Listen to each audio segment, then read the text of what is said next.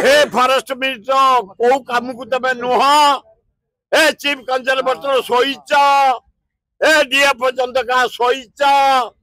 हाथी 3टा मल्ले 7टा हाथी एइना बुलुछन्ते मु क्रॉस करिके आसिले चंदका अभयारण्य एई आसु मु चंदका देखिरी जंगल नहीं पानी नहीं महारसिक लोक जानी बल पट्टनायक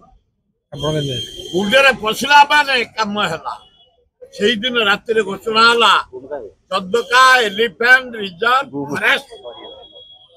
बहुत टंका दिगला गोटे ट्रेन कर दिगला जानते आपण मैंने ओडावासी भारतवासी पृथ्वीवासी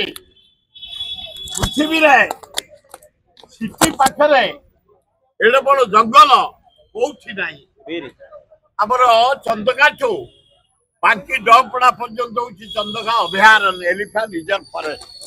150 माइल जंगल आमर एत बड़ जंगल वर्ल्ड रे कौटी ना केवल अमेरिका अच्छी जंगल बहुत आज चे सर आज मुझे आसिले 6टा 7टा हाथी पास कले रहीता 7टा हाथी पास कले 3टा हाथी मले 10 दिन भितर कौन कर सरकार केमिति मले 3टा हाथी चंदका जंगल रे इनक्वारी हेलानी केमिति से मले कहीं मले तुरंत अनुसंधान करी तो कार्यानुष्ठान एवं ये जो हाथी एना बाहर को पड़े जाइए धान पाची धान खावाई दारुठेंग चंदका अंधारुआ कंटाबार उजिबल दलुआ घोड़ा एवं